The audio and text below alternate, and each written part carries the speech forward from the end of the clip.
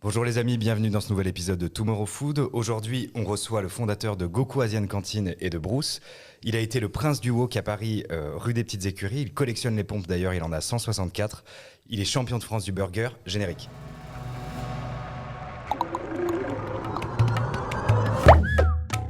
Comment ça va? Ça va toujours, ça va. Même en ce moment, tout va bien.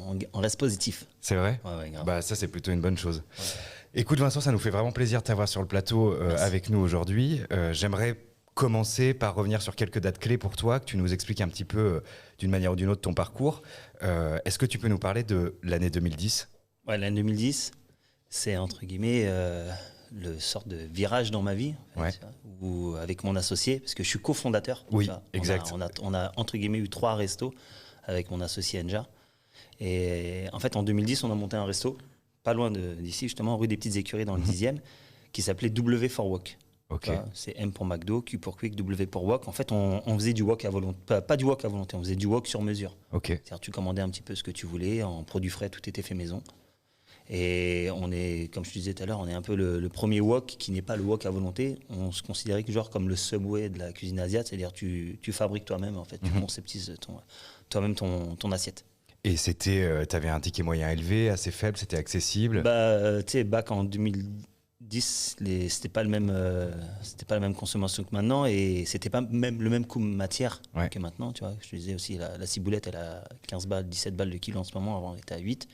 Donc tout a un peu augmenté. Et nous, on avait un panier moyen très resto asiat de l'époque où ton plat, c'était 8-9 balles max. Donc Ok. on avait un panier moyen à 10 euros. Mais on envoyait 100-150 couverts le midi, boîte à emporter à la Friends, tu vois, les petites boîtes que tu Ouais, déplies comme je vois ça. bien, ouais. Brandé dessus. On avait mis les best-sellers. En fait, la première année, on avait mis, tu choisis ce que tu veux. Et après, la deuxième année, parce qu'on a pimpé un peu le resto, on a mis les best-sellers. Et comme ça, on a simplifié le choix des clients parce que tu avais 99 999 choix. Tu vois. Ouais. Tu pouvais manger du riz avec une sauce comme ça Oui, et des tu crevettes, pouvais des légumes. compiler ce que tu C'était une voulais. galère. Ouais. Ouais. Tu sais, parfois, tu pétais un cap. Après, on avait que des produits frais tous les jours, machin, c'est ça qui était cool. Et puis, tout était présenté devant soi. Donc, tu voyais un petit peu les produits. Et après, moi, on a mis les best-sellers, on a classé par produit. Et puis, les gens, ils arrivaient, ils parlaient même pas, ils faisaient OK, tac, on marquait. Tu sais, on s'entendait bien, tu sais, on avait notre clientèle qui était là. Il y en a qui sont encore là. Hein. Ça fait 10 ans qu'on est là. Ça fait encore 10 ans qu'ils sont dans le quartier. Ils nous disent le riz rouge crevette, piquante, me manque et tout. Je fais, t'inquiète, il va revenir. Là, on va refaire. On est en train de se prendre la tête pour refaire un délire. Comme avec cette période en ce moment, c'est un peu fermé. On va peut-être faire revenir Think Outside the Box, tu vois. On va faire revenir le T'es en train de nous annoncer en exclu que tu vas peut-être revenir dans le wok. Ouais, là, je vais chez l'imprimerie tout à l'heure pour imprimer ma grosse étiquette à l'ancienne, super kitsch de ouf, la boîte avec des baguettes qu'on avait dessinées dans les années 2010. On va la réimprimer à l'ancienne et voilà. Après, bon, le resto, il est 2 fois plus grand parce qu'on a réinvesti, on a creusé la cave depuis le temps. Mais il est trop beau gosse, le resto. Je suis vénère qu'il soit fermé, je suis deg qui s'est mangé toutes ces gifles pendant 1 an, quoi. Donc, on va y revenir un peu après sur toute cette période-là. Ok, après 2010, j'aimerais qu'on fasse un petit gap et que tu nous parles de l'année 2016. Ouais. L'année 2016, c'est l'ouverture de ton deuxième étabbissement, Goku.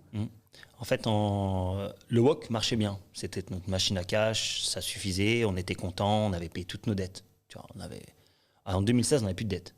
Fin 2016, on n'avait plus de dettes. On avait payé tout ce qu'il y avait à payer ici de ce resto-là. Et on a vu l'offre de la restauration changer. Il y avait moins d'offres street food. Enfin, il y avait toujours l'offre street food parce que la street food, c'est la vie. Tu vois, c'est un grand kiff. Moi, j'habite en Asie. La street food, c'est non-stop. Tu vois. Et on a commencé à voir des tables qui se sont ouvertes, des restos un peu plus où tu manges ensemble. Où le panier moyen est plus élevé parce que tu ne vas pas juste prendre une canette de coca et ta boîte sur ton plateau rouge et tu vas te servir. Non, là, tu as la bouteille de vin, tu as la bière pression. Tu sais. On a vu l'offre brasserie évoluer dans... C'est de la comfort food, en casual food, tu vois. Donc on s'est dit, c'est quoi? C'est un bon moyen d'avoir un panier moyen complètement différent. Proposer une vente avec un service à table, pas de boîte en plastique. Donc on est passé d'un resto qui avait grave du consommable à un resto qui avait rien. Et de la vaisselle, Que de l'art de table classique.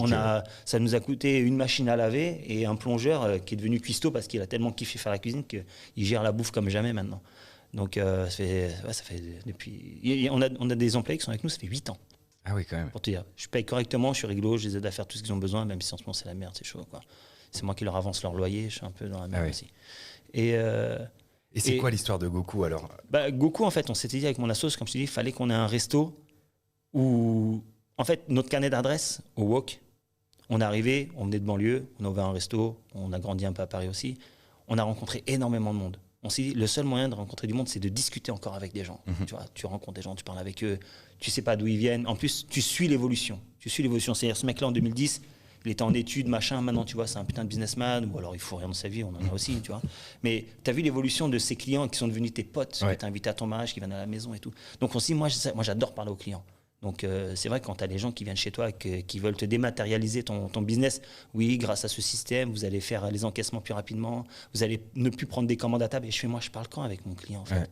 Je parle quand avec le gars qui me raconte sa life ou avec la meuf qui me raconte ses vacances ou, tu vois. Moi, j'aime bien faire le psy avec mes clients. Moi, je parle beaucoup avec mes clients.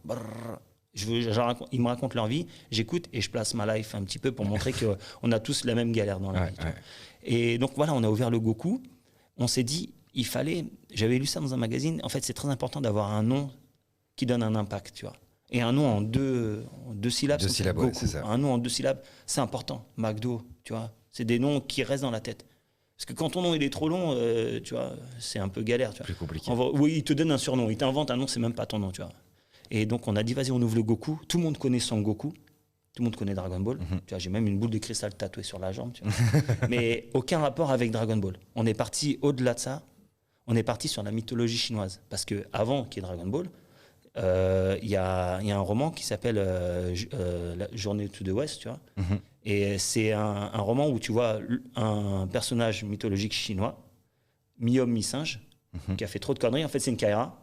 Comme nous, après on s'est assagi, entre guillemets, Kaira, tu vois, c'était un peu un bandit. À 43 ans maintenant, t'es un mec. Maintenant, on s'est assagi, on a appris plein de trucs.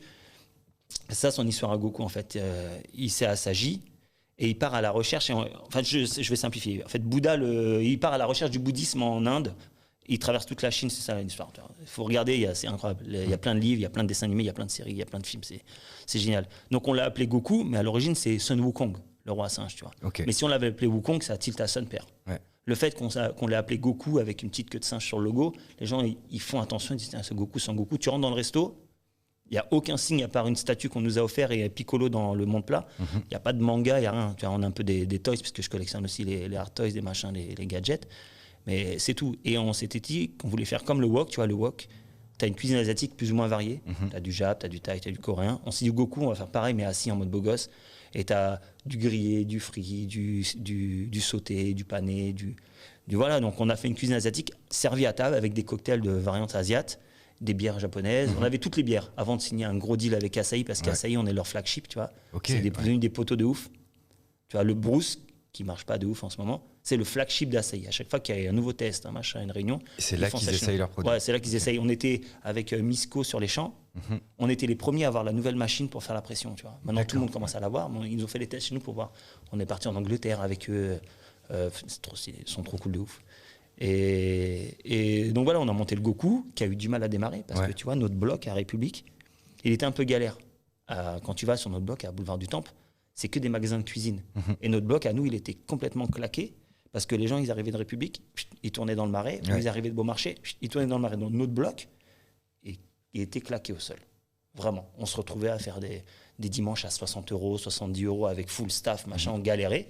Après, à fond sur la com, tu vois, marketing, je me dis, moi j'ai fait du market à l'école, on va jouer avec ce qu'on peut avoir de gratuit, c'est-à-dire les réseaux sociaux, Instagram, Facebook, etc. Donc j'ai commencé à faire beaucoup de photos, beaucoup de stories, etc. On a fait une communication masquée.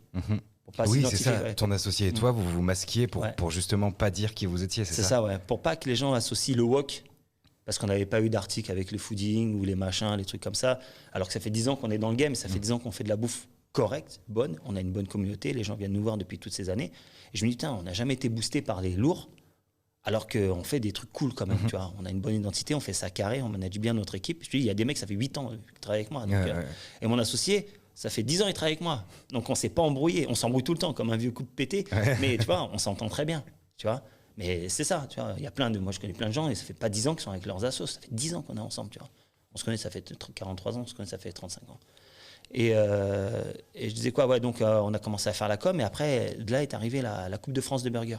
Oui, c'est ça, J'ai vu on passer ça. embraye sur 2017. Ouais. J'ai vu ça sur les réseaux. On avait participé en 2016, on est arrivé deuxième, mais je pensais pas qu'elle allait continuer. Tu vois, on est arrivé deuxième avec le ramen burger qu'on avait lancé. On est les premiers à l'avoir fait en France. Oui, ce dont tu me parlais. Ouais, on a copié, on a demandé la recette de Keizo Shimamoto, le mec de New York. Là. Enfin, le mec de Los Angeles qui trouve que Los Angeles sont pas trop stylés, donc il est parti le faire à New York. C'est un délire, son histoire. Il est trop marrant. Et donc, on a lancé ça, ça nous a amené de la com. On s'est dit, vas-y, on va surfer sur la com pour ouvrir l'autre resto. Donc, juste le ramen burger, tu l'as lancé donc avant la Coupe de France de burger, en c'est 2014. ça en 2014. Et à la base, ça, tu l'as lancé du coup à W4Walk. Ouais. Ok, d'accord. Juste pour avoir de la presse. On s'est dit, vas-y, c'est quoi? C'est trop dur d'avoir un peu de presse. On va balancer un truc. Ouais, on va inviter un nouveau produit innovant qui va faire parler. Quoi. Ouais, c'était à l'époque des influenceurs, c'était à l'époque de tous les mecs qui commencent à arriver sur Insta. Donc, c'est vas-y, on va appeler tout le monde. Tu vois. Le premier qui est venu chez nous, c'est Fast and Food, Christian. Ouais, ok. Vois, poteau, ça fait plaisir. Et j'ai eu du mal à le faire manger parce que la rumeur, c'est qu'il n'aime pas les nouilles. Donc, voilà, c'est pas et pas il a mangé pratique. ça, il a mis dans sa bouche, il a fait assez bon grave. Et puis c'est comme ça que je suis rentré dans. C'est lui qui m'a ouvert la porte avec tous les mecs influenceurs qui m'a mis en contact. Donc, grand respect pour Christian, j'aime beaucoup. Après, tous les autres sont arrivés. Mais au moment où je te disais, on retourne sur le Goku. Et donc, mon associé, lui, est arrivé deuxième sur la Coupe de France du burger avec le ramen burger. Brice Morvan, le mec de Top Chef, est arrivé premier. Mon associé est arrivé deuxième. Et un autre mec, je ne sais plus quelle région, je me souviens plus, désolé, il est arrivé troisième. Mais il y avait vraiment très peu de participants. Moi, j'avais fait un dossier storytelling de ouf. C'est comme ça qu'on est arrivé en finale. Il n'y avait pas de compétition. Ouais. Et après, donc, pour 2017, je me dis, vas-y, le seul moyen d'avoir un peu de presse et que les gens en aient un peu de shine sur nous, tu vois. Parce que, tu vois, à chaque fois qu'il y a un article sur, je le disais tout à l'heure, à chaque fois qu'il y a un article sur un boboon, un pad thai, une soupe, un machin, ils donnent toujours les anciens. Ouais. Ils donnent toujours le meilleur boboon, il est dans le 13, le meilleur machin, et c'est lui. C'est toujours des gens qui sont là depuis 20, 30 ans, tu vois. Donc si nous, on va jamais buzzer sur notre pad thai ou sur notre curry, eh ben, viens, on fait un burger, mais on va le faire bien, tu vois. On va le faire bien. Et je suis parti sur un storytelling de Yakuza. Le burger noir, c'est le pain noir, c'est le costume des Yakuza. Toutes les couleurs qu'il y a dans le burger, c'est les tatouages des Yakuza. Inspiration américano-japonaise, le burger, c'est américain. Et tout ce qui est dedans, à part la viande, le bacon et le cheddar, toutes les herbes, les épices, les sauces, c'est Jap. Ça a fait maison, les yuzu, herbes, salades, torréfiées de sésame, etc. On a fait un truc Jap. Mais le délire, c'est que j'ai rendu hommage à Takashi Kitano. En 2000, il a fait Aniki, mon frère. Ouais. D'ailleurs, j'ai essayé de le rechercher en stream hier, j'ai galéré grave. Et en fait, ça, c'est un Yakuza, donc Japon. Ça part en couille au Japon. Il va faire le gangster à Los Angeles. Donc, américano-japonais, la fusion des deux cultures, tu vois. Donc, c'est ça, je suis arrivé sur scène avec un kimono, avec le logo que Kanye West avait fait sur Pablo. Ah oui. Tu vois, et moi, j'avais marqué le nom du resto. Je sais plus, j'avais marqué des conneries, c'était trop stylé. Je suis arrivé en kimono, lunettes, casquette, comme ça, je dansais sur scène. Moi, j'avais rien à perdre. Ce que je disais tout à l'heure, comme dit le philosophe Booba, on ne peut que gagner quand on n'a rien à perdre. Et moi, perso, j'ai pas de réputation. J'avais que de la réputation à gagner. J'avais rien à perdre. Je fais pas de burger. Donc, si on me dit que ton burger il est dégueu, à l'origine, je m'en fous, j'en fais pas. Donc, j'ai pas la réputation d'un gros gars de burger comme les poteaux de Paris New York, de Blaine et avec Amour et de tous ces gars-là, tu vois, qui font vraiment le taf. C'est leur boulot. Moi, c'est pas mon boulot. Donc, je me dis, je vais bien faire et je vais bien le marketer. Storytelling, ambiance, good motif. Tu sais, je suis arrivé là-bas, j'étais en mode good mood class, tu vois. En mode comme ma pote Sophie Trem, j'étais à fond sur la good vibe, tu vois. Et je suis arrivé là-bas, j'ai gagné. En fait, j'ai gagné Paris. Je me dis, vas-y, au moins, je gagne Paris quand même. Si je gagne pas Paris, c'est naze, tu vois. J'ai gagné Paris. Je suis retourné au resto. Je dis, les gars, j'ai gagné. Et je dis à mes staffs, lavez la vaisselle, refaites-moi le plein. J'étais trop dans l'euphorie, je voulais rien faire. Je fais, les gars, lavez-moi les trucs. Je retourne direct. J'ai rebombardé au truc. Je suis arrivé le soir et je fais ma participation, je fais mon truc. J'ai terminé pile poil en avance. Mon cousin m'avait aidé parce qu'il travaillait au Plaza Athénée. Il m'a dit, il faut que tu le dresses comme ça, fais le truc, machin. Donc j'ai pris des conseils de grands. J'ai pris aussi les conseils de comment il s'appelle, du resto Little Apple dans le Marais, qui fait des burgers. C'est lui qui m'a donné la technique de la cloche pour le fromage fondu. Je fais pas de burger et j'en mange pas trop. T'avais pas toute la technicité. Donc... Tu vois, j'ai commencé à regarder des vidéos sur burger et en 2016, on n'avait pas autant qu'il y a maintenant, tu vois. Et je commence à faire mon truc, je gagne. Et comment je sais que j'ai gagné, c'est quand ils annoncent les finalistes et je vois Julien Deboué qui me regarde comme ça, il me fait. Et tu me vois sur la vidéo sur M6, hein, dès qu'il me fait ça, avec son sourire, j'ai pris mon téléphone, tu me vois, hein, il y a la caméra d'M6 qui filme tout, tu me vois, je prends mon téléphone et je dis, j'ai gagné. Je le jette dans la foule à mon pote, je filme, tu vois. Et quand j'ai gagné, je fais un dab comme ça, je commence à checker tout le monde, j'étais comme un ouf. Mais tu vois, j'étais fier parce que j'ai battu des mecs, c'est leur taf, tu vois. Après, les mecs qui ont gagné, ils sont forts, hein. C'est des poteaux, on se respecte. Et je sais que le gagnant de l'année dernière et le gagnant de l'année d'avant, Si on fait un battle ensemble maintenant, je suis pas sûr de gagner parce qu'ils ont des niveaux, tu vois. C'est leur taf, c'est des mecs qui ont fait des gros. Moi, j'ai pas de background de cuisine. Et j'ai appris, ce que je disais, j'ai un bac plus 10 mangeur. Moi, j'aime bien manger, je mange de tout. C'est ça ton taf. Sauf les burgers, en fait. Je mange pas trop de burgers, c'est ça le problème. À part McDo que je kiffe, je le dis à chaque fois. C'est vrai, je kiffe le Big Mac. T'as le droit.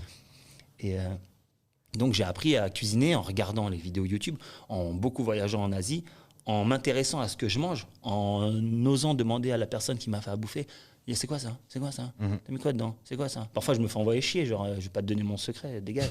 Mais parfois, ils rentrent dans le game, tu vois, ils rentrent dans le jeu. Moi, ça m'est déjà arrivé en Thaïlande, au bord de la plage, d'aller toujours manger dans le même boui. Et parfois, la tata me laissait faire la bouffe pour les clients, tu vois. Ah ouais. Ah ouais, je faisais des bœufs basilic qui t'arrachent la bouche, je faisais des kao pad thai, je faisais des nouilles sautées, des pâtes siou, des machins. Et je kiffe. Moi, la cuisine asiatique, ma femme, elle est chinoise cambodgienne, de Charente. Elle est métisse, tu vois. Donc, faut pas oublier la Charente. Et moi, je kiffe la bouffe asiatique. J'ai toujours kiffé ça. Et tu vois, ce qui me manque en ce moment, c'est d'aller tous les dimanches dans le 13e. Ça fait des années et des années, hein, que quasiment tous les dimanches, quand c'est pas moi qui bosse, je suis dans le 13.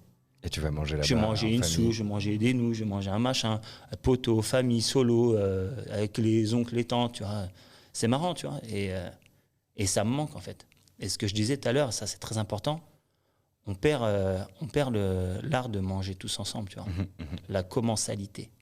Comme mon pote. On va en parler tout à l'heure. Je veux juste qu'on revienne sur, du coup, tu gagnes la Coupe du Monde. De France, la Coupe de France. Excuse-moi, tu vois, je te vois au-dessus. La Coupe de France des burgers. Tu sens une différence au niveau du business chez Goku à partir du moment où tu as cette récompense-là? Ouais, incroyable. En fait, là, j'avais préparé mon coup. Bon, il y avait Christian de Fast and Food qui était là, tu vois, dans les rayons de la Coupe de France des burgers. Et j'avais croisé 2-3 autres journalistes, machin, que je connaissais, que j'apprécie beaucoup. Et je le vois comme ça, je fais, Christian, viens filmer. Parce que, mec, je vais gagner. Je lui ai dit, et j'avais dit à ma boulangerie Utopie, je fais, les gars, je vais partir pour le fun, mais je vais gagner. Je pars pas les mains vides, tu vois. Et donc, j'ai gagné et on a doublé le chiffre d'affaires le jour où j'ai lancé le burger. Ah oui. Mais sauf que moi, mes cuistots, c'est moi qui faisais le burger, qui testais. Ils ne savaient pas faire. Ils savaient faire des nouilles, ils savaient faire des machins. J'ai tout le matos sur le resto, j'avais prévu, j'ai planché le barbecue, j'ai tout, tu vois. Ils ne savaient pas faire. Fallait leur expliquer les sauces. Parce que moi, je faisais des petites marmites de sauce, sauce barbecue, je faisais des petits machins et tout. Et là, il fallait faire de la grosse quantité. Et on a joué sur les influenceurs, on a joué sur les mecs qui venaient au resto, qui allaient faire la pub. En fait, on a fait du market comme ça, tu vois.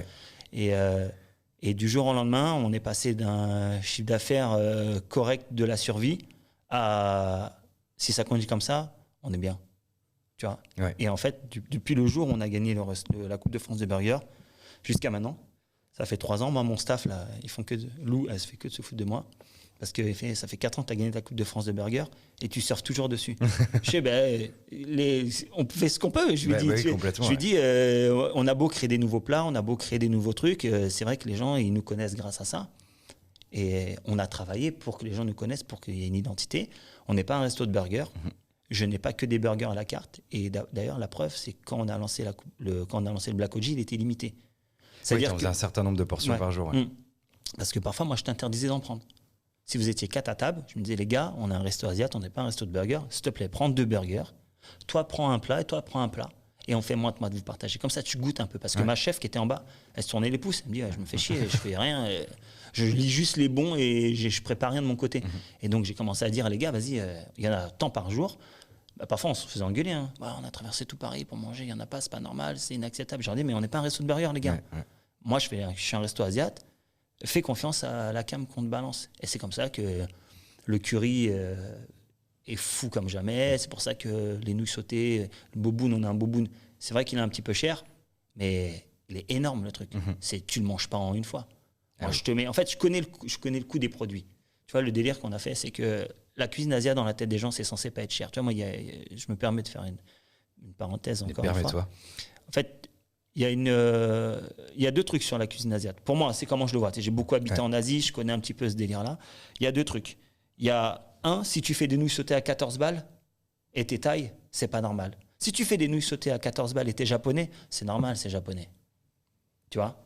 Tu vois le délire ? Tu comprends pas pourquoi ? C'est en fonction des pays, la perception. Comme japonais, c'est quali, t'es habitué à avoir un truc pointilleux, machin et tout. À 14 balles, les nouilles sautées avec 4 poireaux, normal, c'est japonais. Mais si tu fais un truc avec 6 crevettes, un peu de légumes, des machins, un truc comme ça, 14 balles, ils se foutent de gueule, c'est carottes. Tu vois ? Ça, c'est un truc que je comprends pas. Alors que la cuisine asiatique, dans sa globalité, elle est extraordinaire. Tout le monde est au même niveau. C'est pas parce que moi, j'habitais au Japon, j'habitais en Thaïlande, j'habitais à Singapour, j'ai habité un peu partout. Donc, je connais cette cuisine de rue, aussi bien cette cuisine super développée, super travaillée. Tu vois. Je sais pas la faire, la super travaillée, mais je sais la manger. Ouais. Ça, c'est déjà pas mal. C'est déjà pas mal. Ouais. Et un autre truc aussi que j'ai remarqué, ça tient qu'à moi. Hein. Mais nous, les Blancs, quand on va manger dans le 13e ou à Belleville, on est en vacances, on est en voyage. Donc on n'a pas peur de partir à l'inconnu et de dire je vais goûter ce plat. C'est pour ça qu'ils ont fait des cartes B1, B2, B4, parce que parfois ils te mettent les vrais noms, c'est ça qui est bien. Et tu sais pas forcément le prononcer ou tu sais pas ce que c'est, et on dit ouais, je veux ça, ça, ça. Tu te permets de voyager et de manger un plat qui te rappelle les vacances parce que tu es dans un autre pays, genre parce que tu es en minorité parfois. Mais quand tu es dans le centre de Paris, si tu n'appelles pas un chat, si tu montes pas au client, tu dis ce que c'est, obligé de faire la fiche détaillée, que c'est comme ça, il va pas prendre un truc chelou. Moi, si je fais un 3 couleurs dans mon resto, personne ne va prendre un 3 couleurs, ou alors je vais passer 10 minutes à leur expliquer ce que c'est un 3 couleurs. Tu vas dans le 13, c'est quoi un 3 couleurs? Je prends un 3 couleurs. Tu te demandes pas, tu te prends pas la tête. Tu vois. C'est ça la notion. C'est quand tu es dans le centre de Paris, tu es obligé de faire quelque chose de simple pour que les gens comprennent et ils prennent tout de suite. Quand tu es dans ces coins-là, tu peux faire n'importe quoi. Pas n'importe quoi. Le rapport avec le client est encore différent, tu es dans la découverte. Quoi. Ouais, complètement différent. Donc, donc je reviens sur le burger. Vas-y, je t'en prie. En fait, en gros, c'est surtout, OK, il y a le départ du burger, ça fonctionne bien, se passe à peu près 2 ans où là, a priori, le business fonctionne, les équipes, les clients sont au rendez-vous, tu te développes, tu développes aussi ta notoriété, ta marque. Et petit à petit, on arrive à une période un peu plus compliquée. On va parler de 2019 où finalement, il y a à la fois l'ouverture d'un nouvel établissement et une période qui, pour beaucoup de restaurateurs, a commencé à devenir compliquée. J'imagine que toi, vu ton emplacement, tu l'as pris de plein fouet, tout ce qui s'est passé. En fait, tu vois, on a très bien bossé pendant toutes ces années. Et moi, je pense que 2017-2018, c'était l'âge d'or de la restauration. J'entendais aucun de mes potes se plaindre. On était tous au max, on bossait comme des fous. On bossait. Hein. Moi, je bosse tous les jours, hein, quasiment. Ça se voit sur mon visage, tu vois. Non, j'ai 18 ans. Hein, tu vois. Et non, moi, j'aime bien bosser. Je suis très fier de ce que je fais et je suis passionné par ce que je fais. Je n'ai pas fait de cuisine à l'école, tu vois. J'ai fait du market. Je suis passionné par ce que je fais. Donc, j'ai toujours dit à mes potes, avec tout ce qui s'est passé, toute la merde qu'on a eue depuis 2019, moi, je suis le capitaine du Titanic. Sauf que moi, je coule pas. Tu vois, je suis le dernier à sortir. J'abandonnerai pas mon bateau. Jamais, jamais, jamais, jamais. Même si j'ai remboursé mes dettes, jamais, jamais. J'ai pas bossé. C'est avec mon assos, on va parler oseille, on se paye pas de ouf. On se paye ce qu'il faut pour payer ce qu'on a payé. On a une voiture qu'on n'a pas payée. On a l'essence qu'on paye pas. On a une moto qu'on n'a pas payée. On a le téléphone qu'on paye pas. Ça, c'est des frais, tu vois. Et puis, on pique parfois dans le frigo des trucs pour amener à la maison, les fruits et légumes, les machins. Quand tu sais qu'il reste du riz, quand tu sais qu'il reste des nouilles, machin, des trucs, on va pas les jeter. On partage avec le staff et nous, on se ramène ça à la maison. Tu vois, c'est nos petits avantages. Mais moi, je kiffe mon taf, tu vois. Je kiffe mon taf. C'est pas mon métier de base. D'ailleurs, j'ai pas de métier de base parce que j'ai fait des études basiques de ouf qui servent à rien. Mais au final, ça me sert dans ce que je fais. Mais maintenant, je sais faire du management. Je sais faire de la compta, même si je suis bancal, c'est le bordel. Je sais faire la cuisine, je sais faire du market, je sais faire du Photoshop, je sais faire de la vidéo, je sais faire un peu tout. J'ai appris. Tu vois, j'ai appris parce qu'on n'est jamais mieux servi que par soi-même. Tu vois. Et quand tu as une idée, tu sais comment la développer toi, parce que c'est compliqué d'expliquer ton idée alors que tu es perché à un mec qui est très bon dans ce qu'il fait, mais il n'est peut-être pas forcément perché comme toi. Tu vois. Donc moi, je m'aide, j'ai plein de potes qui m'aident à faire des trucs, mais en fait, moi, je prends des idées de tout le monde. Tu vas me donner une idée, je vais remixer un truc, je vais faire un truc. Oui, parce que du coup, tes inspirations, tous les projets, la manière dont tu communiques, les produits, tu as été chercher où un peu tout ça? Tu regardes à Paris, tu regardes en Europe, tu regardes. Je regarde pas ce qui se fait à Paris. Je regarde ce que mes potes font. Je regarde ce que mes potes font parce que je suis fier de voir que tout le monde se démène pour avoir des idées, pour faire du quali. Avant, c'était des photos dégueu, c'était pas très bien, c'était travailler à l'arrache, mais maintenant les gens ils ont compris que l'image est très importante. Tu regardes d'abord avec les yeux avant de dire je vais venir manger. C'est comme d'habitude, tu vois, si ton assiette elle est pas bonne, il y a quelques plats qui sont moches mais qui sont bons à manger, mais c'est pas tous les plats qui doivent être moches, sinon on va pas les manger. Oui, bien sûr. Tu vois. Et donc tout le monde a appris à être quali dans ce que tu fais. Donc moi je me suis dit il faut montrer aux gens. En fait, j'ai transformé l'Instagram du resto en mon Instagram à moi. Tu vois, parce que c'est bien de faire une photo du burger dans ce sens-là, dans ce sens-là, dans ce sens-là, dans ce sens-là. Mais au final, on fait tous les mêmes produits. On n'a pas des produits qui changent avec les saisons, pas forcément. Tu vois, moi, je suis une cantine asiate. Et une cantine, tu vas dans le 13e, ça fait 40 ans que c'est la même bouffe. Tu vas en été, en hiver, tu peux manger un feu normal. Tu vois. Tu vas en été, en hiver, tu manges un loclac, tu peux boire un 3 couleurs n'importe quelle saison. Ouais. Donc moi, je suis une cantine asiatique. C'est vrai qu'il y en a qui m'ont reproché de jamais changer ma carte, mais gars, je suis une cantine asiatique. Une cantine asiatique, ça veut dire que tu veux manger tes classiques. Quand tu viens dans ce resto, tu dis, moi, ça c'est mon resto, je mange mon curry, c'est mon resto, je veux mon boboon avec tout ça de viande de malade, je veux mon burger, tu vois. Je suis une cantine, je veux pas que les gens ils viennent et qu'ils se sentent, je veux pas de plat du jour, moi. Je suis un resto, je suis une cantine. Ouais. Cantine, quand tu mangeais à l'école, la cantine, c'était planifié, tu savais très bien que mardi c'était les frites, l'autre c'était la langue de bœuf, les machins. La super crêpe aux champignons et Les béchamel. champignons, les choux de Bruxelles qui partaient dans la tête du voisin au loin. Non, donc, pardon, je me suis étouffé. Tu veux un peu d'eau? Non, ça va. Et je disais quoi? Bah, tu nous disais justement que tu adorais les choux de Bruxelles. Ah oui, c'est non, bon, mais du j'ai coup, découvert, ouais. c'est bon, moi, j'aime beaucoup. Donc c'était une cantine et que ta carte ne changeait pas, et que c'était un choix. Et du coup, ça va me permettre de faire la transition vers ce pourquoi tu es là.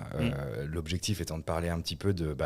tu nous as raconté ton histoire, là où tu es arrivé jusqu'à il y a quelques temps. Moi, j'ai envie qu'on mette les deux pieds dans le plat, qu'on parle de mi-mars. Le gouvernement annonce à toute la France qu'on va être confiné. Toi, tu as à ce moment-là, du coup, Bruce et Goku, pardon, excuse-moi. Qu'est-ce qui se passe? Comment ça se passe dans ta tête? Quels sont les choix que tu fais? Raconte-nous. Mars arrive, on apprend le confinement samedi soir pour le soir même, je crois, un truc comme ça. Ouais, c'est ça. Ouais. Et entre guillemets, il s'est foutu de notre gueule parce qu'il sait pas que le matos sur les week-ends où on se fait déchirer, c'est notre jour, nous, perso, où on se fait les grosses courses. Où on a toute la viande qui arrive pour le week-end parce qu'on sait que c'est la guerre. Enfin, on se fait livrer le vendredi, mais on prépare les week-ends. Ouais. En plus, c'était une belle période. On s'était mangé les grèves l'année dernière. Ouais. Donc les grèves, les gilets jaunes, ça nous a fait perdre pas mal d'oseille. Et on a commencé à bien travailler mi-février et mars. Et tu vois, l'erreur que j'ai... C'est pas une erreur, parce qu'il faut être réglo dans la vie. Moi, le truc que j'ai fait, c'est qu'on a eu trop de galères avec les grèves. Et on a tellement bien repris en mi-février et mars que je me suis dit, c'est quoi, je clôture toutes mes dettes. Je veux pas que le mec avec qui je bosse depuis 5 ans, 6 ans, 3 ans, 15 jours, je lui dois de l'argent parce que lui aussi, il a des trucs à payer. Donc j'ai payé tout le monde. J'ai payé tout le monde 10 jours avant qu'ils disent confinement. Oui. Parce qu'il nous l'a sorti d'un coup, on n'était pas au courant. Pour nous, le truc, pas besoin de mettre de masque, pas besoin de faire ci, foutage de gueule, tu vois. Et donc on s'est retrouvé avec du stock de fou.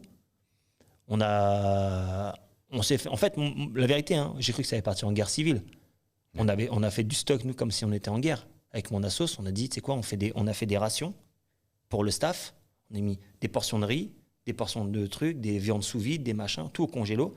On dit, si ça part en couille, les gars, si les magasins sont pillés, machin et tout, il y a de la nourriture. Il y a de la nourriture, on est à l'aise pour 2 mois. On avait du stock de produits, de riz, tu sais, du riz, des légumes, t'en trouves tout le temps. Moi, je peux manger du riz avec des œufs tous les jours. La survie. Et donc, on avait stocké, mais après, les produits, les œufs, les légumes, etc., on a donné. Ouais. J'ai pas vendu au prix coûtant. Je vais pas m'emmerder à faire, bon là, j'ai payé ça 3,50 € le kilo, je te le vends 3,50 €. Non, j'ai dit, voilà, de telle heure à telle heure, vous venez, je fais des queues, tu viens avec ton sac, des boîtes, je te donne. J'ai mis les œufs, 2 bananes, un poireau, un piment, du citron, truc. J'ai balancé ça à plein de gens qui venaient. On foutait, de toute façon, ça allait partir à la poubelle. Donc ça nous a fait perdre, je crois, presque plus de 5000 balles de marchandises, tu vois. Pas négligeable. C'est un peu galère, tu vois. Donc, les 15 premiers jours, je suis resté à la maison tranquille. Tu sais quoi, j'ai découvert les séries. J'ai jamais le temps de regarder les séries. Ma femme dit, je suis jamais assidu, je regarde jamais une série du début à la fin. Et j'ai commencé à regarder des séries jusqu'à 2h du match. Je faisais des grasses mat jusqu'à 9h. Moi, c'est 9h la grasse mat, tu vois. J'arrive pas après, c'est ouf. Et après, quand j'ai commencé à comprendre que ça allait être la merde, et que mon estomac me l'a fait comprendre qu'à 4h du matin, il me mettait un coup de couteau dans l'estomac, il fait, réveille-toi. C'est la merde. C'est la merde. Et là, je dis, waouh, chaud. En fait, j'ai le big boss de The Pro, le magazine The Pro. Ouais, je vois. Ouais. J'adore. Il parle trop mal, mais il est trop intelligent, ce mec. J'adore. C'est une machine. Il va te faire un meeting devant 200 personnes. Il dit, on s'est fait enculer, les gars. On est resté scotché comme ça quand on l'a entendu parler. Mais j'adore. C'est un magicien, Philippe. Et il avait dit sur une conférence qu'on avait fait là, il a dit, c'est pas de la faute du banquier si vous êtes dans la merde. C'est de votre faute. Fallait pas prendre ce banquier. Tu vois ce que je veux dire? Et en fait, nous, notre banquier, et je l'adorais, je le déteste maintenant. Je le déteste de ouf. Je veux même pas lui parler. Il m'envoie un message, il dit, Monsieur Bocard, vous avez découvert. Je lui dis, je m'en fous. Comme ça, je lui ai répondu la semaine dernière. Je lui dis, je m'en fous, je mettrai de l'argent sur mon compte perso. quand ma paye sera tombée. J'ai répondu comme ça. Tu vois. En fait, c'est la rage sur lui parce qu'en fait, on a tout bien fait. Ça fait 10 ans. Ça fait 10 ans qu'on bosse. Ça fait 10 ans qu'il fait de l'oseille sur notre dos, qu'on a toutes les assurances, qu'on est rarement à découvert. Et depuis les grèves, je lui dis, monsieur... Merde, je dis son nom. On va biper. On bipera, t'inquiète pas. Et je lui dis, c'est possible qu'on ait... Je sentais, sans le confinement, je lui dis, voilà, on a besoin pour rebondir de 50 000 balles. C'est tout ce qu'on a besoin. Il a dit, oui, vous savez, en ce moment, c'est compliqué. Je fais, c'est compliqué pour tout le monde. On a payé toutes nos dettes. On n'a jamais eu de galère de paiement. Donnez-nous 50 000 balles. Il a dit non.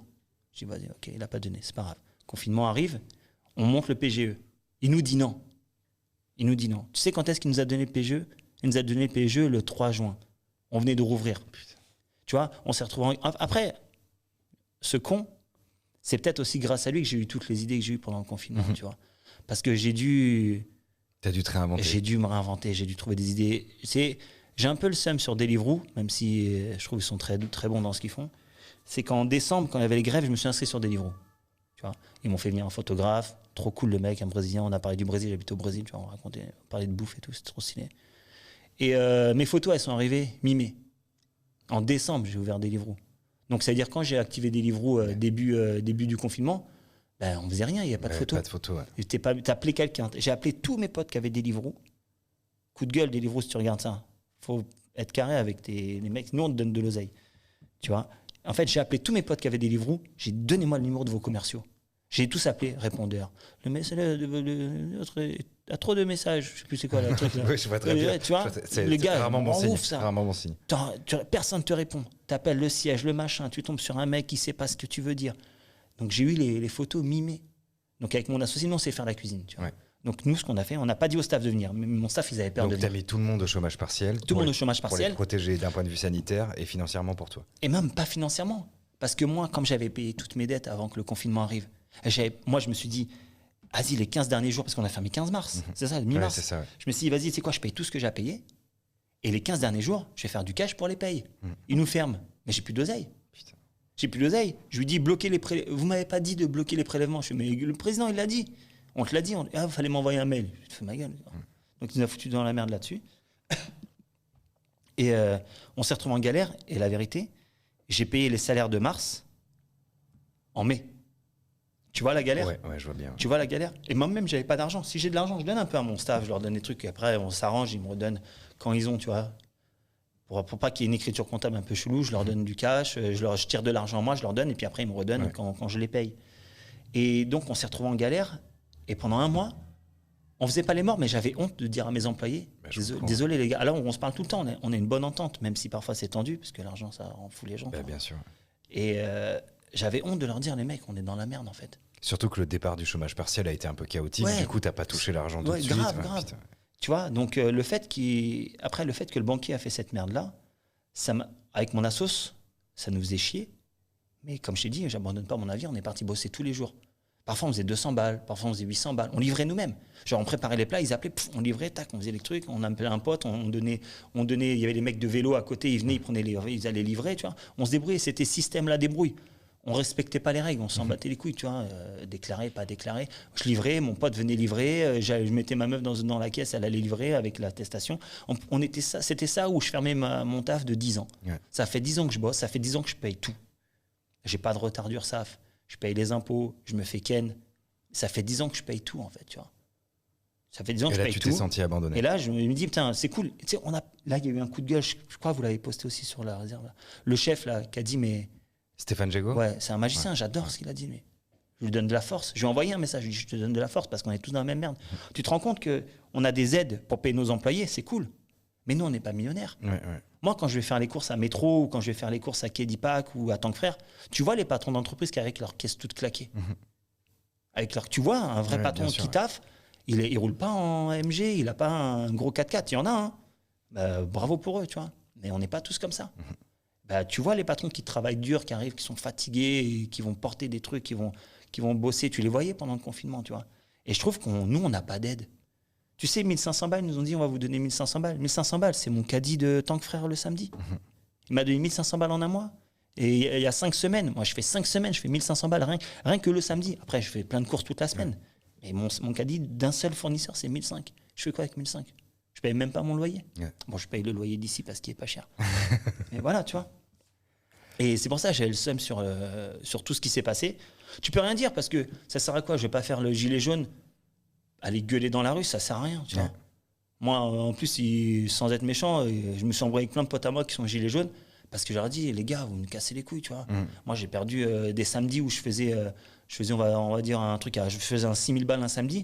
Les gens, dès qu'ils voyaient Manif Gilets jaunes, même si ça se passait dans un autre coin de la France, hein, ils venaient pas répu. Tu vois, je faisais des samedis avec full staff, 9 personnes qui travaillent, je faisais 2000 balles. Je ne peux pas faire ça, tu vois. Je me suis retrouvé en galère comme ça, on s'est retrouvé avec plein de galères. C'est pas grave, ils ont eu raison de faire ce qu'ils ont à faire. Moi, je ne l'ai pas cautionné parce que je sais que moi, je cotise pas de la même manière qu'eux. Moi, la retraite, c'est mon business. Demain, je vends mon resto, je mets de teco, je vais au casino, je mets tout sur le rouge, je double ou je perds. Mais au moins, j'ai de côté, tu vois. Et ça, c'est ça ma retraite à moi. Je sais que moi, je ne vais pas avoir de retraite. On gagne même pas 2000 balles par mois avec mon assos. C'est pas ça qui va nous faire vivre plus tard. Tu vois. Je vais pas continuer à faire des nouilles sautées jusqu'à la fin de ma life. Tu vois. Donc, fallait trouver un système. On allait bosser tous les jours pour rentrer un peu de sous dans les poches. Et c'est là qu'arrive du coup Clickit et qu'arrive le kit de burger. Voilà, c'est ça. Okay. Donc, dans cette galère-là, à essayer de trouver des solutions, tu t'es dit... Enfin, je te laisse nous parler du coup du. Ouais, il fallait lancer un délire où les gens restaient chez eux. Tu vois, moi, j'ai fait plein de recettes pendant le confinement. Parfois, j'ai fait des recettes dures, parfois, j'ai fait des recettes faciles. Et je me dis, les gens, en fait, ils sont chez eux, ils cuisinent. Premier confinement, c'est ça. Tout le monde kiffait cuisiner. Des pâtes à la tomate ou des trucs super compliqués. Et donc, moi, je faisais des petites recettes sympas. Et je me dis, et je parlais avec mon pote de Bangkok. Mon pote de Bangkok, il a Homeburg. J'invite tout le monde à regarder. C'est la vidéo qui a grave buzzé sur les réseaux sociaux l'année dernière. Ou l'année d'avant, parce que c'est lui qui a créé le burger le plus parfait au monde. La meilleure viande, comment la trancher, le pain, machin et tout. Et c'est devenu mon pote, parce que moi j'ai beaucoup de potes à Bangkok, et il a vu que j'avais ces potes-là, donc on est devenu super potes. On devait faire un truc ensemble cette année.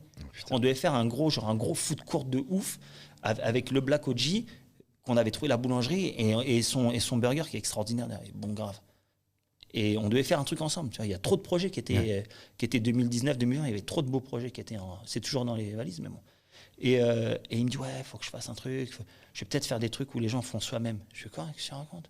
Et je regardais une vidéo, je regardais tous les chefs de New York. Je regarde beaucoup ce qui se passe à New York aussi. Et je voyais les mecs qui font, ouais, là, on est en train de faire des kits pour que les infirmiers fassent à bouffer à la maison. Je dis, c'est stylé ce qu'il a fait. Lui, il me parle de ça, Je suis quoi ce déclic? Et je dis, c'est quoi le meilleur moyen d'approcher les gens et de dire, voilà, do it yourself, fais-le toi-même. Et je regarde chez moi, je fais, Ikea, burger.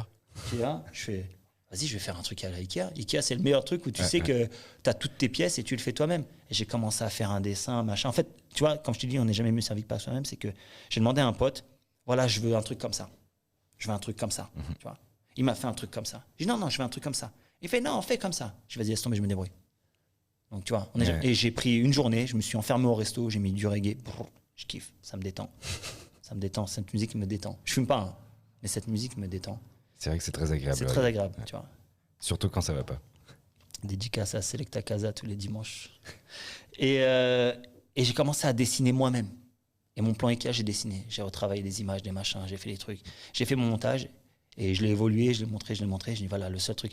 Je me suis fait engueuler par plein de gens parce que j'utilise pas mal de petits contenants, mais c'est le seul moyen de faire de vente. Je peux pas te le faire parce que je peux très bien dire vas-y, je te mets tout dans la boîte, tu te débrouilles. Mais tu vas avoir un peu de ketchup ici, du sésame mélangé sur un cornichon, débrouille-toi. Comment tu fais? Tu vas nettoyer. Donc on a eu deux conditionnements, mais si on utilise des conditionnements recyclables. Et ça coûte une blinde. Effectivement. Et donc voilà, on s'est dit vas-y, on va faire un délire. Et ça, je l'avais dit à mes potes, genre Florian Néa, Morgane, tout ça et tout. Je leur ai dit, les mecs, on en a marre de voir vos vidéos, vous présentez votre chat, vous faites de la muscu, vous faites vos recettes, ou tu nous parles de tes vacances d'il y a 4 ans. On s'en fout, en fait. On s'en fout. Tiens, je te ramène un sac, un burger à faire toi-même, un kit, ça va te faire de la vue. Tu vas faire de la vue et moi, ça va me faire plaisir parce que les gens, ils vont voir le truc, j'espère qu'ils vont donner de la force, ils vont dire, le mec, il se démène, il a des putains d'idées, vas-y, on va le faire nous-mêmes. Le burger me manque, ou j'ai jamais mangé chez lui, le mec il fait des trucs cool. Donc j'ai fait mon kit de burger, j'ai livré à tous les influenceurs. Ouais. Et les influenceurs, ils ont comme ça. Et c'est parti non-stop. On a fait un mois avec mon assos à faire entre à peu près 100 en moyenne, c'était 80 burgers par jour, à 2. Putain. On arrivait le matin, la viande de chez Metzger, elle arrivait, le pain de chez Utopia arrivait, Scherer, il nous livrait les légumes, sous vide. L'après-midi, quand on avait fini tout, on faisait les sauces, les gros bidons de sauce barbecue, les grosses mayonnaises, on fait tout nous-mêmes, tu vois. On coupait tout, on met tout dans des emballages prédéfinis, avec des couleurs, avec de l'eau pour pas que ça pourrisse, les petites pousses, les petites germes, etc. Et tous les matins, on arrivait à 9h du matin. Enfin, moi, parce que lui est arrivé à 11h. Je faisais tous les trucs. Et on partait en livraison. Et ce qui était cool pendant le confinement numéro 1, c'est qu'il y avait son père, mais vraiment tout le monde était à la maison. Tu vois. Donc tu pouvais te permettre de livrer un mec à 14h, il était chez lui, t'es pas au taf. Ouais, exact. Ouais. Donc on livrait Paris, Versailles, Vincennes, Saint-Denis, Franconville. J'ai même tapé un délire à un mec, j'ai oublié son prénom, je crois Sébastien il s'appelle. On est parti faire une photo sur le parking d'Ikea. Ah oui, tu te mets des belles missions là quand même en termes de livraison. Ouais, tu vois ce qu'il est. Non mais il y avait son père. On tapait 100 livraisons, 50 chacun en 4 heures. On faisait 250 km chacun.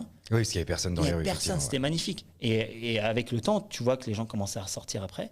C'est que on faisait, une fois on a fait, on a vu l'évolution dès que ça commençait à déconfiner. Tu vois. Un samedi, on a fait 100. Le samedi d'après, on a fait 3. Parce que ça commençait à sortir. On a dit on arrête. Il est temps de rouvrir le resto, tu vois. Ouais. Donc, et du coup, on enchaîne sur cette période-là. Tu réouvres toute la période estivale. Ça s'est bien passé pour toi? Ça s'est très bien passé parce que moi, j'avais écouté pendant les premières semaines du confinement BFM Business. Je tombais dessus par hasard. C'est même pas dans ma sélection. Maintenant, c'est dans ma sélection. Tellement que je trouve que BFM Business, c'est pas BFM. Hein. BFM Business, c'est très intéressant ce qu'ils disent. Il y a vraiment des trucs qu'il faut écouter. Tu tombes parfois sur des trucs qui servent à rien. Mais... Et j'entendais les mecs de la radio qui disaient à la meuf qui était là, en ce moment, ça doit être dur pour vous, grosse boîte de marketing, de pub que vous êtes, il n'y a pas grand-chose, tout le monde est fermé. Et la meuf, elle a dit, mais vous êtes fous. Toutes les plus grosses boîtes investissent à mort dans la com et la publicité. Pourquoi? Parce que tout le monde est sur son téléphone, tout le monde consomme du média, tout le monde consomme de la télé, tout le monde consomme de l'information. Elle m'a dit ça a fait déclic. J'ai dit, sur ma vie, je vais pourrir les réseaux sociaux. Et j'ai pourri les réseaux sociaux, tout le monde, des stories, des blagues, des mèmes, des trucs qui n'ont rien à voir. Tu vois, c'est pas que des photos de bouffe. Ouais. Burger, on s'en fout. Des conneries. Des vidéos que je prenais sur à droite, des petits montages, des machins que je faisais moi-même. Tu sais, je prenais mon temps. Ma femme dit, lâche ton téléphone. Je dis, je travaille. Il est 23h. Non, j'ai une idée, laisse-moi, je travaille. Tu vois, je postais plein de trucs. Ça m'a fait prendre 5000 followers pendant le confinement. Ah oui, quand même. Ouais, j'ai kiffé. Ça m'a fait prendre beaucoup. Les gens sont venus, ils te donnent de la force. Ils te donnent, comme je marque souvent, je fais que du love. Tu vois, je fais hashtag que du love. Ils te donnent de la puissance.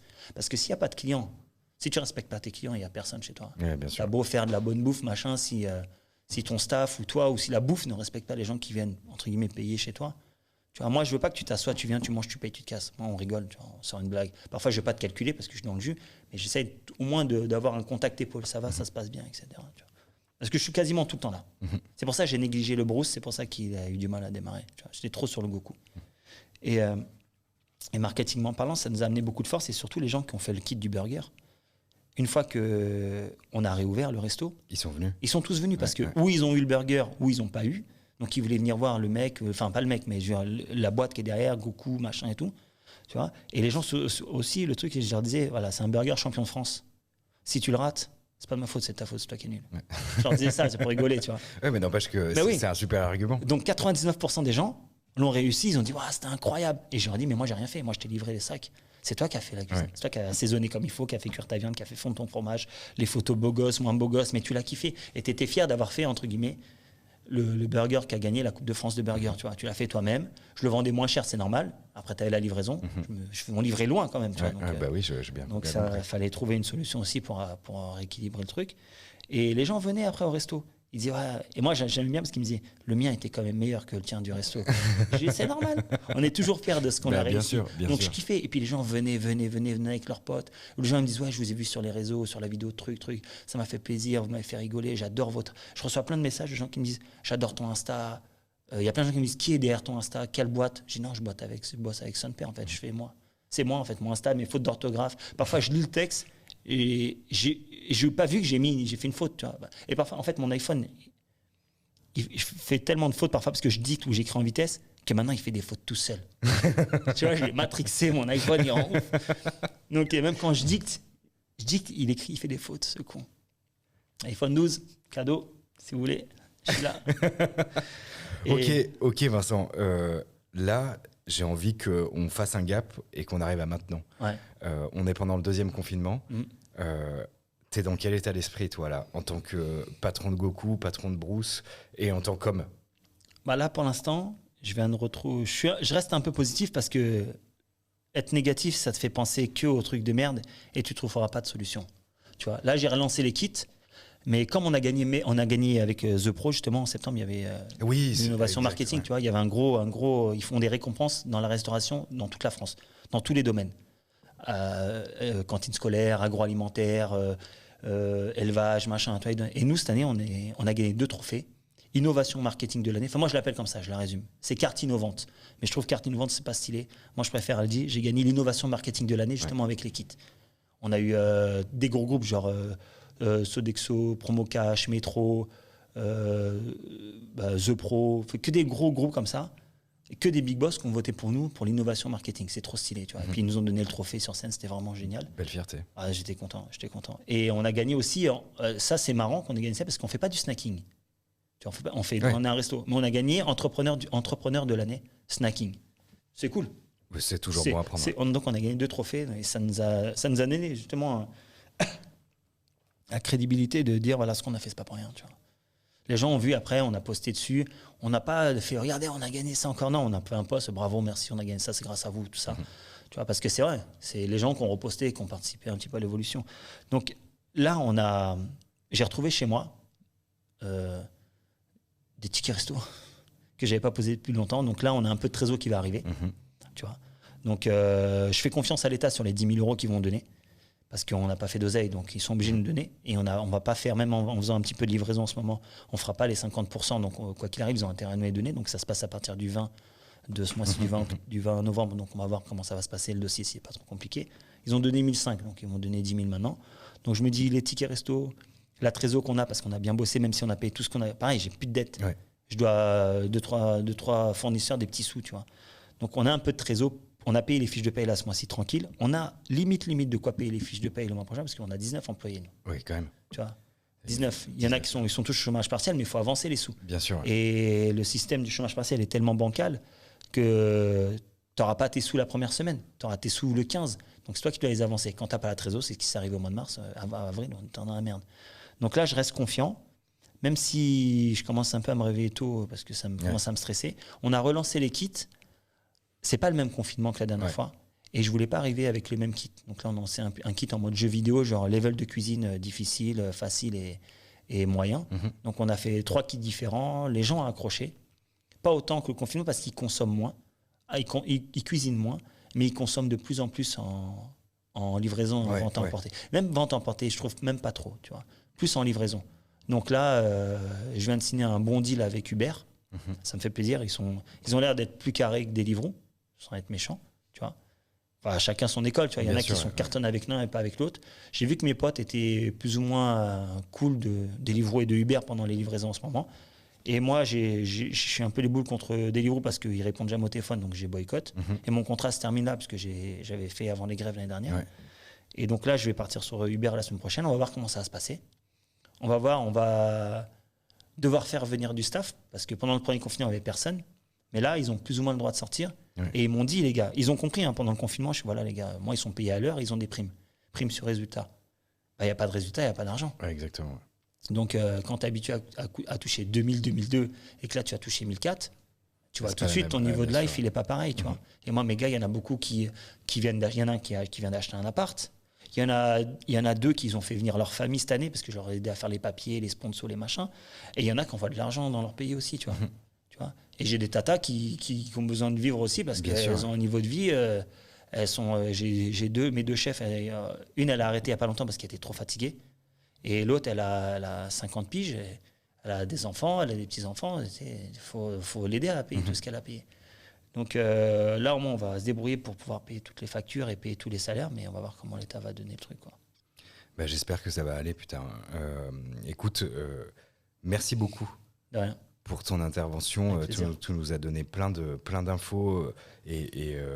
Déjà, je te félicite pour cette année parce que le kit du burger, la manière dont tu as réussi à transformer cette situation ultra merdique en un truc qui d'une manière ou d'une autre est positif, bah, tu peux être fier de toi, tu peux être fier de tes équipes, ton associé peut être fier de lui aussi. J'ai 2 dernières questions. La première, on la pose à tous les invités de Tomorrow Food, c'est si 2020 était un plat, ça serait quoi pour toi? Je pense que ça serait un burger froid. Un burger froid. Ouais, parce que c'est quand même bon, mais ça aurait été meilleur chaud, quoi. Pas mal. Ouais. Ça, c'était ma première question. Et la deuxième, écoute, on a un petit objectif qu'on s'est fixé avec Tomorrow Food. On cherche d'une manière ou d'une autre à atteindre Alain Ducasse. Alain Ducasse, si vous nous entendez, encore une fois. Sophie, privée de dessert, tu as travaillé avec Alain Ducasse. Bah voilà. Ce serait magnifique. Voilà, magnifique. Et moi, Alain Ducasse, j'ai été son chauffeur quand je travaillais aussi avec le Plaza Athénée. C'est vrai? Mais je croyais même pas trop. Ah, merde. Mais c'est pas grave. Ok. Il sait très bien que je suis carré et que j'étais toujours présent au Plaza Athénée, bien comme il faut, toujours bien habillé et très respectueux. Monsieur Ducasse. Ok, bah du coup, trop cool. Je vais pouvoir récupérer le contact de ta pote de privé de dessert pour essayer de l'appeler. Merci beaucoup, Vincent, Avec en tout plaisir. cas. Je te dis à très bientôt. Merci Bon beaucoup. courage pour la Merci. suite. Merci, bon courage à tout le monde. Allez, ciao. Merci, merci.